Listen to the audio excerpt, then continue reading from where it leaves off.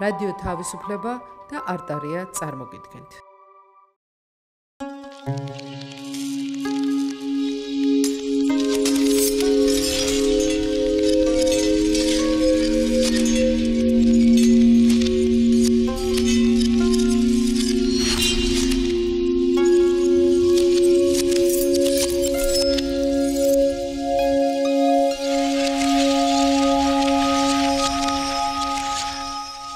მოგესალმებით, ძვირფასო მეგობრებო, ესაა გადაცემა წახნაგები.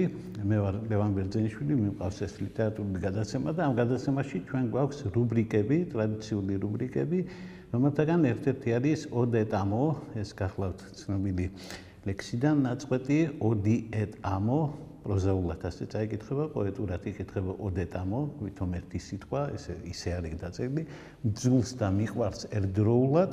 და ამ რუბრიკაში ჩვენ ვლაპარაკობთ ხოლმე მწერლების ურთიერთობაზე, გვილაპარაკია ამერიკელებზე, გვილაპარაკია რუსებზე.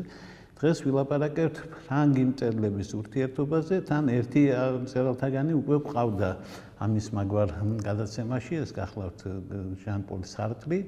ვილაპარაკებთ თავის დროზე სარტრისა და სიმონა დე ბოვუარის ურთიერთობაზე. სხვა რუბრიკაში, სადაც სიყვარულზე იყო ლაპარაკი და შეყვარებულ წყვილებზე, ხოლო ამ შემთხვევაში უნდა ვილაპარაკოთ მეგობრებზე, რომლებიც მტრები გახდნენ, ალბერტ კამიუსა და ჟან-პოლ სარტრზე. ფრანგული ლიტერატურის ორი მწვერვალი, ორი უზარმაზარი მნიშვნელობის ავტორი, ნობელის პრემიის ორი ლაურეატი, მართალია ერთმა, კერძოდ სარტრმა ამ პრემიაზე უარი განაცხადა, მაგრამ იგი მაინც დარჩა ლაურეატად, ეს ბუნებრივია. ნობელის კომიტეტს თავისი აზრი არ შეუძლია, მან უბრალოდ არ აიღო ეს პრემია. პრინციპში არც მის შთამომავლობას გასჩენია ეს ინტერესი, თორემ პრემია მათ ელოდებათ, როგორც დიდხანს რამდენიმე წელია, 20 წელი ელოდებოდა პასტერნაკის ოჯახი ამ პრემიას და მიიღეს ბოლოს. ალბერტ კამიუ და სარტრი არა მარტო ნობელიატობით არიან ცნობილები, ისინი ცნობილები არიან როგორც ფრანგული ლიტერატურისა და ფრანგული ფილოსოფიის უდიდესი წარმომადგენლები. და ყველაზე უცნაური ის არის, რომ კამიუ უფრო რა თქმა უნდა ლიტერატორი არის ვიდრე ფილოსოფოსი, თუმცა ფილოსოფიური ფაკულტეტი სწორედ კამიუს ჰქონდა დამთავრებული და სარტრი რა თქმა უნდა უფრო ფილოსოფოსია ვიდრე ლიტერატორი, თუმცა სწორედ სალიტერატურო განათლება მას ჰქონდა მიღებული. ასე მოხდა ამ მწერლების შემთხვევაში.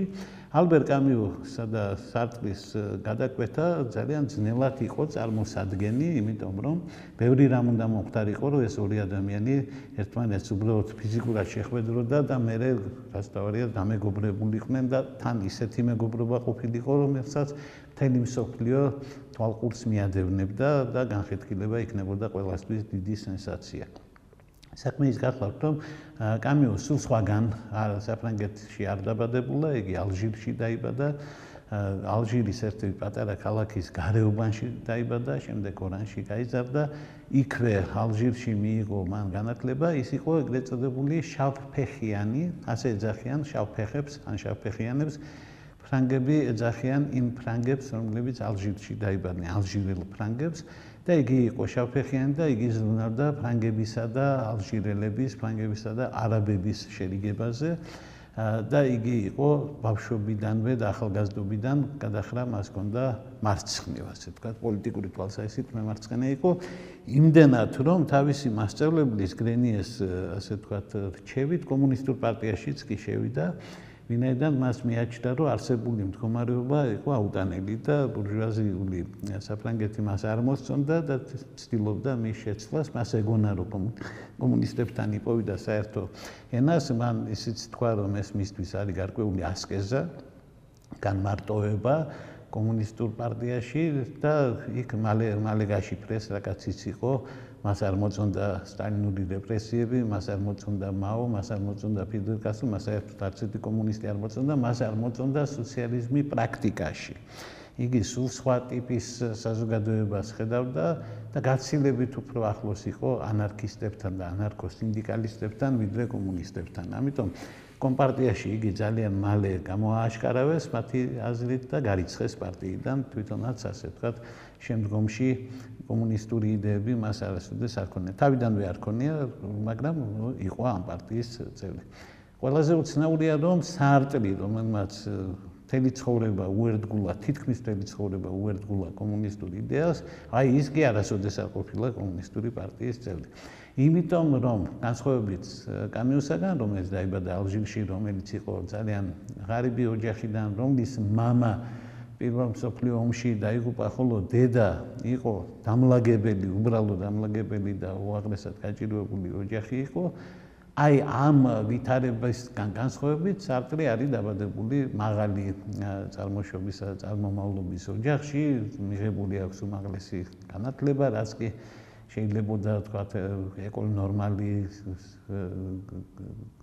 და გერმანიაში სტაჟირება სწორედ იმ ფილოსოფიაში და იმ ქვეყანაში, სადაც ეს ფილოსოფია იყო მარტინ ჰაიდეგერის სამშობლოში, მან გაიარა სტაჟირება და ჰქონდა საშუალება ეგზისტენციალიზმი პირველ წყაროებიდან შეესწავლა. მაგრამ მიუხედავად იმისა, რომ ასე განსხვავებული იყო მათი წარმომავლობა, ისინი მაინც გადაიკვეთდნენ, მაინც შეხვდნენ ერთმანეთს და ეს შეხვედრა ღირს, ასე ვთქვათ, აღწერათ, ვინ არის ამ დროს. ამ დროს სარტრი უკვე არის კაცი, რომელსაც ერთი დიდი ნაშრომი დაწერილი აქვს და მეორე ნაშრომს და ძალიან მნიშვნელოვან პიესას დგამს ოკუპაციის დღეებში. ოკუპაციამდე სარტრი ყოველთვის პარიზში იყო, მანამდე გერმანიაში იყო და გერმანიაში ფაშიზმი რომ მოვიდა, სწორედ ამის შემდეგ იგი სამშობლოში დაბრუნდა და ოკუპაციის დროს დგამდა იგი ბუზებს. ბუზები ძალიან სპეციფიკური პიესაა, ძალიან საინტერესო, თანამედროვე ვერსია გახლავთ იმ ცნობილი ამბებისა, რომელსაც ანტიკურობის სამმა დიდმა ტრაგიკოსმა მიუძღვნა ტრაგედიები. იმ სამ ტრაგიკოსს ბევრი რამისთვის მიუძღვნია ტრაგედიები, მაგრამ ეს ერთადერთი შემთხვევა, როცა სამივესი დაწერილი ამ ამბავზე გადარჩა, ეს იგულისხმება აგამემნონის მკვლელობის გამო. შურისძიების თემა, იგულისხმება ქოეფორები, ესქილესი, რომელიც არის ესქილეს ორესტეას ტრილოგიის მეორე ტრაგედია, იგულისხმება სოფოკლეს და ევრიპიდეს ტრაგედიები ერთნაირი სახელით ელექტრა. ანუ იგულისხმება ორესტეს და ელექტრას მიერ მამის გამო შურისძიება დედისა და დედის საყვარლის საკუთარი ბიძის, ორესტეს და ელექტრას საკუთარი ბიძის მკვლელობა შურისძიების მიზნით. ეგისტოსის მკვლელობა, კლიტემნესტრას მკვლელობა და დაძმა მკვლელები, შურის მაძიებლები. აი ეს თემა აიღო სარტრმა და წარმოადგინა იგი თავის საოცრად ძლიერ ტრაგედიაში, რომელსაც ქვია ბუზები და ამ ტრაგედიის დადგმა მიმდინარეობდა და მიდიოდა, ასე ვთქვათ, რეპეტიციები, როდესაც დარბაზში შემოვიდა კამიუ და თქვა გამარჯობათ, მე კამიუ ვარ. აი ესე გაეცნო იგი, ასე წარმოდგენილი. რატომ შეეძლო მას ეთქვა მე კამიუ ვარ? იმიტომ რომ მას უკვე ჰქონდა დაწერილი თავისი ცხოვრების, მე ვიტყოდი, მთავარი ნაწარმოებები, ტრიპტიხი, როგორც უწოდებენ ხოლმე, ანუ სამი ნაწარმოები დაწერა სამ სხვადასხვა ჟანრში, ოღონდ ერთსა და იმავე თემაზე. ეს არის უპირველეს ყოვლისა შეცანიშნავი ესე სისიფოსის მითი, ან სიზიფეს მითი. ბოლო ხანებში ჩვენ ვცდილობთ სახელობითი ბრუნვით გადმოვცეთ ხოლმე ბერძნული სახელები და არ გავაჟღეროთ ხოლმე ინტერვოკალურ პოზიციაში, ამიტომ სიზიფეს მაგილად შეიძლება ვთქვათ სისიფოსი. სისიფოსის მითი, ანუ იგივე სიზიფეს მითი, ეს არის ერთი ნაწარმოები, რომელიც ეძღვნება ადამიანს და თავისუფლების პრობლემას. მეორე და ეს არის ესე, რომელიც დაწერა კამიუმ, მეორე ნაწარმოები ტრიპტიხისა, ანუ სამნაწილიანი, ასე ვთქვათ, ერთობისა, გახლავთ მისი ტრაგედია, რომელსაც ქვია კალიგულა, რომელშიც კალიგულა არის სწორედ განსხვავებული ადამიანი და იგი ერთადერთი თავისუფალი ადამიანი არის სამყაროში, ვინაიდან დანარჩენები მისი მონები არიან და მას აქვს თავისი, ასე ვთქვათ, ფილოსოფია ამასთან დაკავშირებით და მესამე კი გახლავთ კამიუს რომანი, პატარა რომანი, მცირეტანიანი რომანი, რომელსაც ქვია უცხო, რომელიც მონდისა და ფნაკის ერთობლივი გამოკვლევით ფრანგმა ხალხმა აღიარა მე-20 საუკუნის მთავარ წიგნად მთელს ევროპაში და მთელ მსოფლიოში.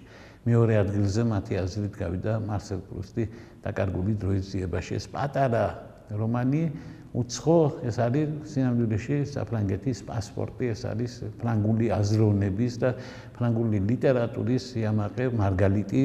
ასე რომ როდესაც კამიუ შედიოდა რეპეტიციაზე და სარტრს ეუბნებოდა მე კამიუ ვარ, იმან იცოდა ვინ გამოცხადდა მის წინაშე. საქმე ის არის, რომ სარტრმა მოასწრო და დაწერა რეცენზია სწორედ ამ ნაწარმოებზე, სადაც მან თქვა, რომ ეს არის ძალიან უცნაური შეხამება აბსოლუტური ჭეშმარიტებებისა და სულის მოძრაობისა და მან თავიდანვე დაინახა კამიუში მორალისტი, ანუ არა იმდენად ეგზისტენციალისტი, რამდენადაც პასკალის და თქვათ ფრანგული მორალიზმის გამაგრძელებელი ადამიანი დაინახა მაშინ, რაც ნამდვილად კამიუს ეკუთვნის ეს განმარტება.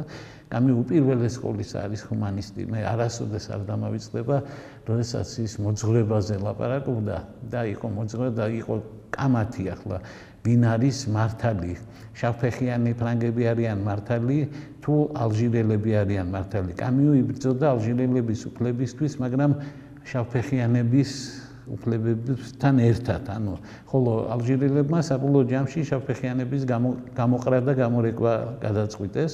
ამიტომ იქ კამიუმ რა თქმა უნდა თავისი ინტერესი რომ დაიცვა, ალჟირელებმა იგი მოღალატედ გამოაცხადეს. ეს ძალიან უსამართლო იყო ჩემი აზრით, მაგრამ ასე ხდება ხოლმე. გადატრიალებისა და ეროვნულ განმათავისუფლების ბრძოლის დროს ფრანგები აღქმული იყვნენ როგორც ოკუპანტები და რა თქმა უნდა შინაური ფრანგებიც ისე იყვნენ აღქმული ოკუპანტებად როგორც მეტროპოლიის ფრანგები. მაგ დროს რო ჰკითხეს კამიუს რომ აი ვინ არის მართალი, მან თქვა რომ მე პატივს ვცემ ალჟირელების ბრძოლას, მე პატივს ვცემ ყველა უფლებას, მაგრამ დედაჩემსაც ვცემ პატივს, ანუ შავფეხიანებსაც ვცემ პატივს. მეორე შემთხვევაში მან თქვა რომ მე მიხარია, როდესაც ვიღაცა ამბობს რომ მოძღვრება დგას ჩემ ძმაზე უფრო წინო და გაწირავს ძმას მოძღვრების გამო, შორიდან უყურებ ამ ამბავს და პატივს ვცემ, მაგრამ მე სხვანაირად ვფიქრობ. ანუ კამიუ ფიქრობდა დაახლოებით ისე როგორც ანტიგონე, უფრო ძმისკენ იყო ვიდრე იდეისკენ. რა ძალიან მნიშვნელოვანი მგონია, იმიტომ რომ კამიუს ეკუთვნის ყველაზე ღრმა აზრი, რომელმაც ერთმა ძალიან ღრმა აზრმა გამოიწვია კამათი კამიუსა და სარტრს შორის და ეს კამათი აღმოჩნდა იმდენად ძაფრი, რომ არა თუ ლიტერატურული და ფილოსოფიური, არამედ პერსონალური გზებით კი გაიყარა ამ ორი დიდი ადამიანის. მაგრამ მანამდე ისინი ერთად იყვნენ. კამიუმ დაწერა მოგეხსენებათ ეს შესანიშნავი რომანი, იყო იგი გახდა სწრაფად პოპულარული. ამის შემდეგ, ასე ვთქვათ, სარტრმა დაწერა გულის ზიდვა, კამიუმ დაუწერა მას რეცენზია. კამიუმ საკმაოდ კრიტიკული რეცენზია დაწერა, მეგობრობად, მაგრამ კრიტიკად. სარტრს ასეთი რამე არასოდეს არ გაუკვირდებოდა, ბუნებრივია. იქ ითქვა, რომ იდეა უფრო არის წარმოდგენილი ფილოსოფიურად ვიდრე მხატვრულად, ეს საყვედური მე მგონი მაგ წიგნს აუცილებლად ეკუთვნის. საერთოდ სარტრის ყველა ნაწარმოებს კედლის გარდა ეკუთვნის ალბათ ეს საყვედური, მხატვრულობის წინ იქ რა თქმა უნდა ფილოსოფიურობა დგას ხოლმე. თუმცა სარტრი ჩემი აზრით მაინც ძალიან საინტერესო მწერალია, სწორედ მხატვრული თვალსაზრისითაც, განსაკუთრებით კი მისი ერთი-ორი პიესა რა თქმა უნდა ძალიან მაღალი ტონისაა, მაგრამ წერლობაში იგი ალბათ აღარ არის, ახლა უკვე აღარ არის კამიუს მეტოქი. ამის შემდეგ კამიუმ დაწერა, მოგეხსენებათ, თავისი თავარი რომანი, თუმცა კი ფრანგები აშკარა უპირატესობას ანიჭებენ კამიუს პირველ რომანს, მსოფლიომ განსაკუთრებით ძალიან კარგად იცის მისი მეორე რომანის, რომელსაც ეწოდება ამ რომანს ეწოდება შავი ჭირი, რომელიც არის სიმბოლური გამოხატვა იმ საშინელებისა, იმ შუა საუკუნეებრივი ბარბაროსობისა, რაც გერმანელებმა მოაწყვეს მე-20 საუკუნეში, ანუ შავი ჭირი აშკარად არის ფაშიზმის სიმბოლო და შავ ჭირში გამოხატულია, ასე ვთქვათ, კამიუს დამოკიდებულება. საქმე ის არის, რომ პირველსა და მეორე რომანს შორის დროც გავიდა და ვითარებაც შეიცვალა ძალიან სერიოზულად. პირველ რომანში ლაპარაკია, რომ ადამიანი გადის სიკეთისა და ბოროტების მიღმა, მისი პერსონაჟი მერსო არც კეთილია და არც ბოროტია, იგი უბრალოდ თავისუფალია და სხვა შორის მოკლავენ მას სწორედ იმიტომ, რომ იგი თავისუფალია. მიუხედავად იმისა, რომ ძალიან ბევრს არ უნდა დაინახოს ამ რომანის ძირითადი შინაარსი არის ის, რომ კამიუს გმირი ისჯება იმის გამო, რომ იგი სხვებს არ გავს და იგი თავისუფალია. და იგი თავისუფალია მათ შორის იმ ტიპის მორალისგან, რომელიც გვეუბნება, რომ დედა რომ გარდაიცვალება, მის კუბოს აუცილებლად უნდა დახედო. უნდა გადახადო და უნდა ნახო დედა. იმიტომ რომ ასე ითხოვს საზოგადოება. ამ კაცმა ასე არ გააკეთა. ამავე დროს ამ კაცმა კაცმა ისურვა ზღვაზე გასვლა, ისურვა იქ ვიღაც მარი კანტონას ნახვა, კარდონას ნახვა, მერე მასთან ერთად ფერნანდელიანი ფილმის ნახვა და ასე შემდეგ. მოკლედ ისე არ მოიქცა, როგორც უნდა მოქცეულიყო. ანუ როგორც უნდა მოქცეულიყო, მის მიხედვით არავინ არ იქცევა ისე, როგორც უნდა მოიქცეს, მაგრამ ყველა ამბობს, რომ ისე იქცევა, როგორც უნდა მოიქცეს. და ეს კომილფო კაცი არ აღმოჩნდა, იმიტომ რომ იყო თავისუფალი და ხაზს უსვამდა სწორედ თავის თავისუფლებას.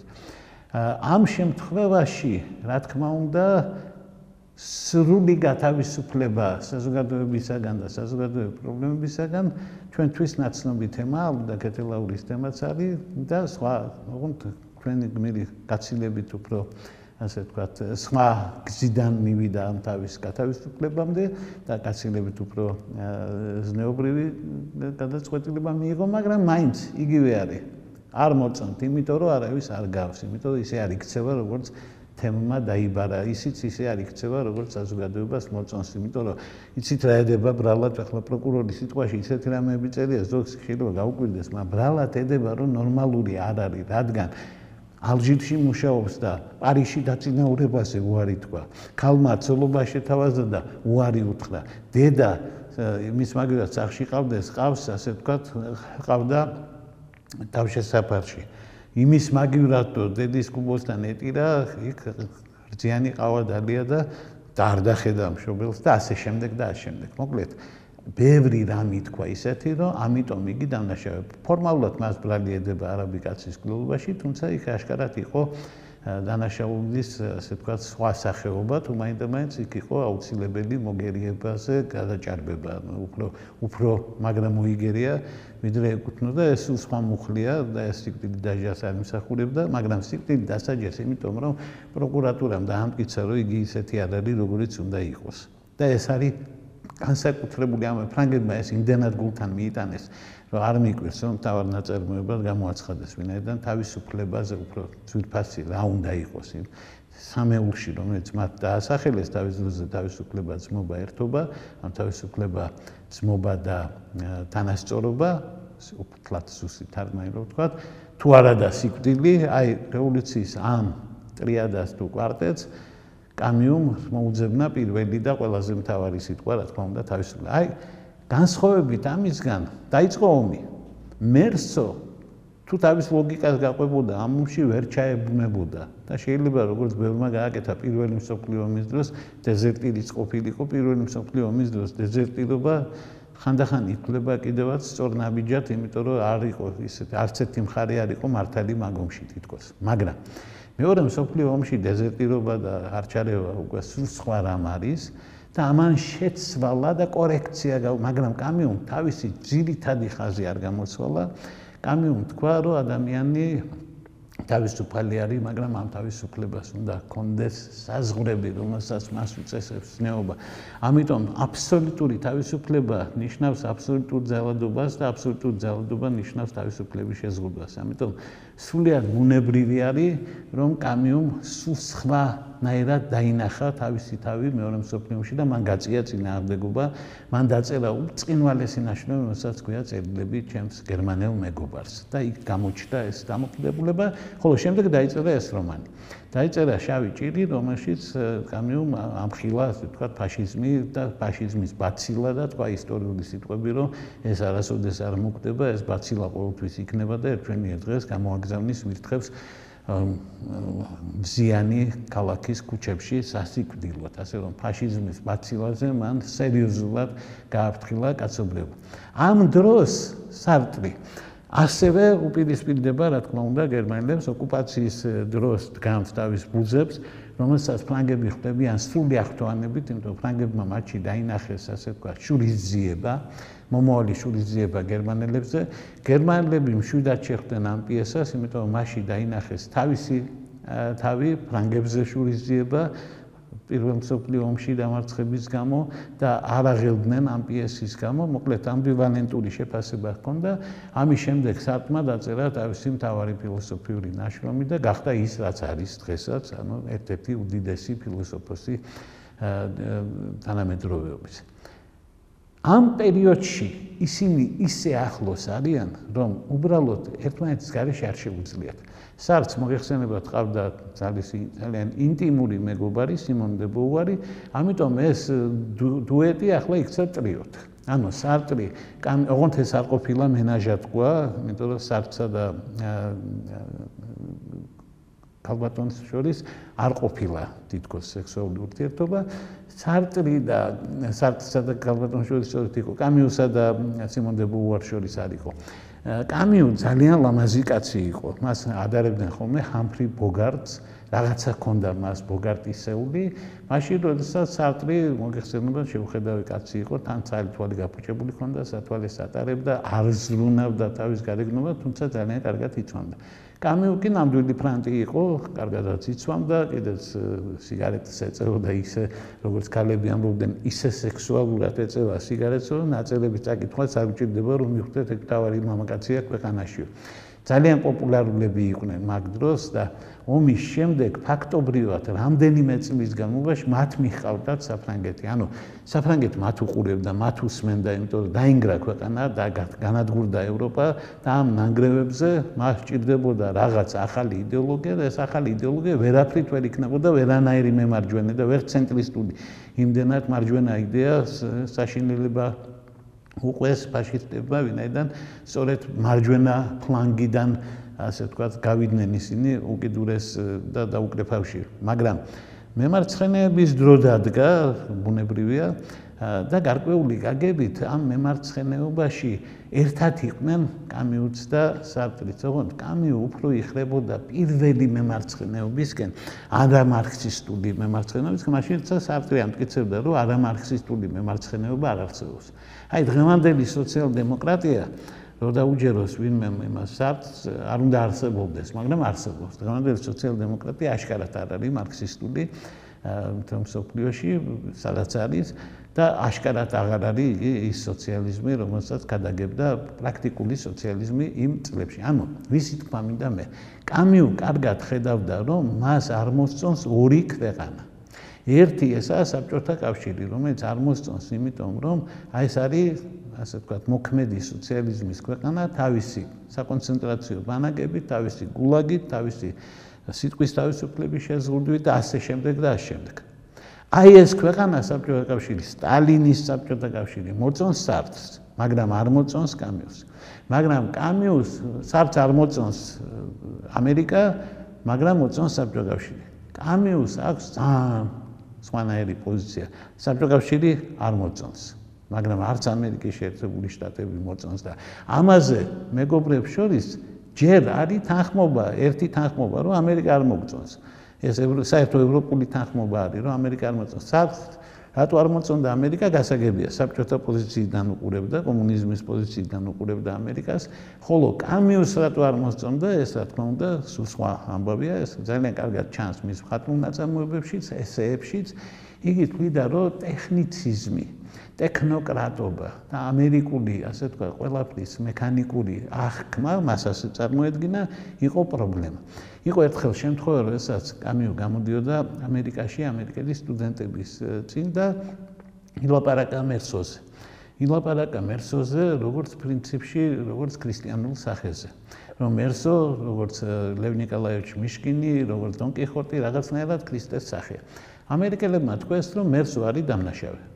და ესე იგი, მათ ძალიან პრიმიტიულად გადაწყვიტეს მერსოს ბედი, როგორც დამნაშავის ბედი და კამიუს მოუწია თქვა, რომ ხო, ასე ამბობდით თქვენ, ასევე ქრისტეზეც.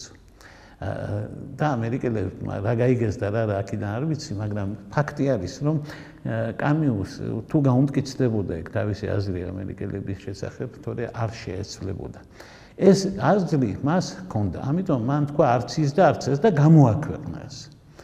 მაგრამ სანამ ჯერჯერობით მიდის ეს საუბრები და სანამ ლიტერატურაში არიან მეგობრები და სანამ ერთმანეთის ლიტერატურულ ნაწარმოებებს აკრიტიკებენ, მანამდე ისინი კვლავ ერთად არიან ხოლმე და უამრავჯერ ხედავენ ერთად. ხან თეატრში არიან ერთად, ხან ერთად სვამენ, ხან ერთად ხმაურობენ, ხან ქუჩაში რაღაც აქციებს აწყვეტენ. ერთად არიან და მთელი მსოფლიო თუ არა, მთელი საფრანგეთი და მთელი ინტელექტუალური ევროპა ხარობდა ამ ერთიანობით. იმიტომ რომ როგორც გითხარით, მარცხნივ იყო მაშინ ყველა გადახდილი და ეს ორი მემარცხენე მსოფლიოს ორი უდიდესი პირი და მწერალი, რა თქმა უნდა, იწვევდა სრულ ართვანებას.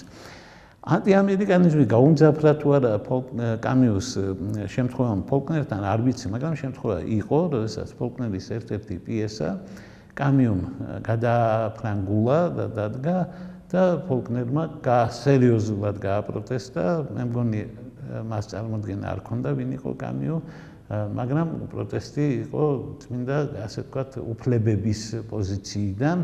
თანამედროვე ლიტერატურა სხვაგან მიდიოდა და ლიტერატორები მომავალში ერთმანეთისგან ბევრ რამეს ისესხებენ და ფოლკნერს რა თქმა უნდა უკვე აღარ უნდა გაკვირვებოდა, მაგრამ მაშინ გაიკვირვა და ითაკილა და საწყენი სიტყვები თქვა კამიუზე, რომელიც მერე როცა გაიგო ვინ და რა იყო და როგორ, მერე შეიცვალა დამოკიდებულება. მაშინ ეს მოხდა. ეს არის რეკვიემი, ასე ვთქვათ, მონაზონის გამო, რეკვიემი, ამაზე იყო კამათი. მაშინ შეიძლება კიდევ უფრო გაუმძაფრდა ამერიკის მიმართ დამოკიდებულება, თუ კი იმ ხელამწერალიც კი, როგორიცაა ფოლკნერი, ევროპას ასე უყურებს, როგორც გამომყენებელს და როგორც აფერისტს ფაქტობრივად ისე შეხედეს კამიუს და მას ეწყინა ბუნებრივია. მაგრამ ამას მოყვა კამიუს, ჩემი აზრით, მთავარი ნაშრომი. კამიუ, რა თქმა უნდა, უდიდესი მწერალია, იგი არის ავტორი 3 მნიშვნელოვანი რომანისა, ეს არის ახალგაზრდა მოკვდატორი, მეცად დაწერდა ბუნებრივია, ეს არის, რა თქმა უნდა, უცხო, ეს არის შავი ჭირი და ეს არის დაცემა, მისი ბოლო რომანი, სადაც ამსტერდამში ხდება მოქმედება და სადაც არის ლაპარაკი იმაზე, რომ მსოფლიოს არ ეშველება საშინელი პესიმისტური ნაწარმოებია და ძალიან ძლიერი ნაწარმოებია ამავე დროს, მაგრამ პირველი ორი მაინც მე ვფიქრობ, რომ თავიდან რო იწყებდა, მერე ნელ-ნელა კამიუს ლიტერატურული ჩამოსვლა იწყება და ფილოსოფიური თუ სააზროვნო თუ მორალისტური აღმასვლა. ამის შემდეგ სანამ ეს დაიწერებოდა სწორედ ამ ორ რომანს შორის, იგი პიესებითაც იყო ხოლმე დაკავებული და დაიწერა მისი მთავარი წიგნი, რომელსაც ჰქვია ომ რევოლტე, ამბოხებული კაცი. ამბოხებული კაცი არის ძალიან საინტერესო წიგნი იმ თვალსაზრისით, რომ იგი არ არის დაწერილი კლასიკური ფილოსოფიის ენაზე, თუმცა რა თქმა უნდა ფილოსოფიური ნაშრომია, მაგრამ იგი დაწერილია ლიტერატორის მიერ და აშკარადაა დაწერილი როგორც ესე და არა როგორც ფილოსოფიური ტრაქტატი. მაშინ ნათქვამია, რომ თავისუფლება არის უდიდესი ღირებულება, მაგრამ იგი უნდა იყოს შეზღუდული ზნეობით. ძალიან უცნაური არის, რომ ამ შეზღუდვაში იგი ხედავდა თავარ ამბავს, რომ თავისუფლებისთვის ბრძოლა არ შეიძლება მოიცავდეს ძალადობას. ანუ იგი ამბობს ასეთ რამეს, თავისუფლება არის ყველაზე მთავარი ღირებულება. სარტრი ამბობს, ადამიანს მისჯილი აქვს იყოს თავისუფალი. შესაბამისად, სარტრი, კამიუ, რა თქმა უნდა, შეთანხმებული არიან მთავარ ევროპულ და მთავარ მსოფლიო ღირებულებაზე. ესაა თავისუფალი, ესაა ადამიანის თავისუფლება. და ეს თავისუფლება სარტრის აზრით იმსახურებს იმას, რომ მისთვის უნდა იბრძოლა. როგორც გახსოვთ, გოეთეს სიტყვებია, მხოლოდ ის იმსახურებს, ასე ვთქვათ, სიცოცხლეს და თავისუფლებას, ვინც ყოველ დღე სახლიდან მათთვის საბრძოლველად გადის. ამას ასე თარგმნიდა სარტრი, ასე გადაიაზრებდა, რომ თავისუფლებისთვის ბრძოლა საჭირო და ამ ბრძოლაში თუ პროლეტარიატმა უნდა იბრძოლოს, მან უნდა გასლისოს თავისი მოწინააღმდეგეები. აი ამ ძალადობას ეთანხმება სარტრი, რომ ის თავარი ისტორიული ძალა, რომელსაც ის თulis მთავარად ესაა პროლეტარი, მან უნდა გასლისოს ბურჟუაზია და მან უნდა მოსპოს ყველაფერი. ასია საჭირო თავისუფლების. აი ამ ძალადობის მომხრე არ არის კამიუ. ამბოხებული კაცი ეს ნაწარმოები ლაპარაკობს იმაზე, თუ მონა როდის ამბოხდება. და კამიუს აქვს ფორმულები აქვს თელი, რომ რატო ამბოხდა მონა, დღეს რა მოხდა ისეთი, რაც არ მოხდა გუშინ, რას ნიშნავს აივსო მოთმინების ფიალა. და იგი ამბობს და ხედავს, რომ ამ ამბოხებას ეთანხმება, მაგრამ ამ ამბოხებას აქვს თავისი საზღვარი და ეს საზღვარი არის იქ, სადაც იწყება ძალადობა. ანუ ამბოხება შეიძლება, ძალადობა არ შეიძლება. ძალადობა თუ არ შეიძლება, მაშინ გამოდის რომ რევოლუციები, რომელსაც აუცილებლად მოყვება, როგორც თქვა, თვითონ თქვა ხატოვნად, რომ საფრანგეთის რევოლუციას მოყვა ნაპოლეონი, რუსეთის რევოლუციას რა თქმა უნდა მოყვა სტალინი, კუბის რევოლუციას მოყვა ფიდელ კასტრო და რა ვიცი, რამდენი კიმი მოყვა ჩრდილო კორეის რევოლუციას და ჩინეთში მაოძედუნი რა და როგორ არის ეს ყველაფერი იცით და ესენი არც ერთი არ მოსწონს, ბუნებრივია, იმიტომ არ მოწონს მათი პრაქტიკა, არ მოწონს საბჭოთა კავშირი, არ მოწონს საბჭოთა რეპრესიები და სხვა და ამიტომ მან როდესაც დააყენა საკითხი ასე, მან თქვა თავისუფლება კი, რევოლუცია კი, ძალადობა არა. და რევოლუციამ რომ ფორმების შენარჩუნება დაიწყო, ხა სინამდვილეში როგორ მოხდა, ხო იცით და მოხდა რევოლუცია და რევოლუციის შემდეგ კომუნისტებმა ყველა ქვეყანაში იზრუნეს იმაზე, რომ მართლა არ მოხდარიყო რევოლუცია ხელოვნების სფეროში მაგალითად, გადაფასება არ მოხდარიყო და ახალი ხელოვნება თვითონ გააჩერეს, ასე ვთქვათ, თავისივე რაპი და სხვები, პროლეტარული ხელოვნება თვითონ დახურეს. ასე რომ ისინი საკმაოდ კონსერვატორები აღმოჩნდნენ, იმიტომ რომ ძალაუფლება ყოფილა მთავარი მათთვის და არა თავისუფლება. აი ეს ყველაფერი კარგად ჩამოაყალიბა და ამაზე სარტმა ვეღარ მოითმინა, იმიტომ ეს ფაქტობრივად სილის გაწნა იყო მისთვის და მის ჟურნალში ტანმოდერნ თანამედროვე დროება თვითონ არ დაწერა, ვინმე ჟანსონს დააწერინა, ან მოიძებნა ვიღა ჟანსონი ვინც დაწერა და გაანადგურეს კამიუ. გაანადგურეს კამიუ და კამიუ მიხვდა, რომ ამას ის ვერ გააკეთებდა ახლა ვიღაცა ჟანსონი რედაქტორის გარეშე. რედაქტორი კი სარტრი იყო და ამიტომ მიწერა წერილი თავის მეგობარს, თავის ძმას ფაქტობრივად მიწერა წერილი ასე: ბატონო რედაქტორო, ანუ უფალო რედაქტორო, როგორც ძველები ჩვენები იტყოდნენ და წერილი იყო საკმაოდ მძაფრი. და მან თავიც დაიცვა, ბრალიც დასდო და ისიც თქვა, რომ მაგ რეპრესიების გამართლებით და საბჭოთა კავშირის და სტალინის ჩახუტებით ისტორიაში წინ ვერ წახვალ და საერთოდ ისტორია არის უაზრობა, თქვა მან და აბსურდი. და ადამიანის გარდა არაფერი და არავინ არ არის ძვირფასი და მის თავისუფლების გარდა. აი ამას უკვე სარტმა თვითონ პირადად უპასუხა და მან თქვა, ჩვენ ვიყავით მეგობრები და მე ვნანობ ამას. აი ესეთი იყო მათი განხეთქილება. 1960 წლის 4 იანვარს სრულიად აბსურდულ ვითარებაში, მაშინ როცა ჯიბეში ედო მატარებლის ბილეთი და ატომღაც არის სარგებლა მატარებლით, კამიუ მეგობართან ერთად, გალიმარის გამომცემელთან ერთად მანქანით მოდიოდა პარიზში, ავარიაში მოყვა და დაიღუპა. დაიბეჭდა უამრავი ნეკროლოგი. კამიუ მაგ დროს ძალიან პოპულარული იყო, ისე როგორც არის ახლაც საფრანგეთში, მისი პოპულარობა არასოდეს არ შემცირებულა, სულ იზრდებოდა, მაგრამ მაგ დღეებში მოხდა კატასტროფა ფაქტობრივად, იმიტომ რომ ტიროდა მთელი საფრანგეთი, მთელი ევროპა დასტიროდა, იმიტომ რომ სულთამყრობელი იყო აშკარად მაგ პერიოდის და ყველაზე მაგარი რაც მოხდა იყო და ყველა ელოდება რას იტყვის სარტრი. ტანმოდერნი გამოვიდა და იყო მაშინ ნეკროლოგი. და ნეკროლოგს ხელს აწერდა ჟან-პოლ სარტრი. რომელშიც ეწერა ასეთი სიტყვები. და ამ სიტყვებით სარტმა დაამტკიცა, რომ ის მაღალი ავტორიტეტი, რომელიც მას აქვს, მას ეკუთვნის. იმიტომ რომ მან თავის ყოფილ მეგობარს, შემდგომში მტერს, თავარ მტერს ცხოვრებაში აი ესეთ სიტყვები მიუძღვნა. ჩვენ განხეთქილებაში ვიყავით. მაგრამ რა არის განხეთქილება? განხეთქილება არის, რომ არ უნდა შეხვდე და არ უნდა ელაპარაკო, მაგრამ უნდა იცხოვრო მასთან ერთად. მუდმივად ყურადღების ცენტრში უნდა გყავდეს და მუდმივად უნდა აკვირდებოდე რა მოსდის მას და მუდმივად გული უნდა გისკდებოდეს რამე არ მოუვიდესო და შემდგომში მიაყოლა ყველაზე მთავარი, დიახ ჩვენ გქონდა განხეთქილება, იმიტომ რომ მე გულშემატკივრობდი რაღაცას, რის ნაწილსაც დღეს უკვე აღარ გულშემატკივრობ, ხოლო იგი აგრძელებდა პასკალის და საფრანგეთის ჰუმანიზმის იდეებს. ამიტომ ის წავიდა ამ ქვეყნიდან უშეცდომოდ. აი ეს იყო სიტყვები, რომელმაც კიდევ უფრო აგრძნობინა საფრანგეთს თუ რა დაკარგა ამ მეგობრობის სახით. მეგობრობა დარჩა ისტორიაში, ვინაიდან ეს ორი პიროვნება, ეს ორი მოაზროვნე დღესაც ახდენს გავლენას მსოფლიოზე, იმდენად რომ ერთ-ერთ შესანიშნავ ქართულ სახუმარო რომანში ჩოხატაურიდან ჩამოსულმა ბიჭმა რომ დაიტრაბახა, რომ კამიუს და სარტს კითხულობს, უთხრეს, რომ სარტრი არ არის თარგმნილი ჯერ ქართულად, თითქოს კამიუ იყო, იმ დროს არც ერთი იყო და არც მეორე და მან უპასუხა, მე ორიგინალში ვკითხულობ ეს ნოდარ ნუბაძის პერსონაჟი გახდათ.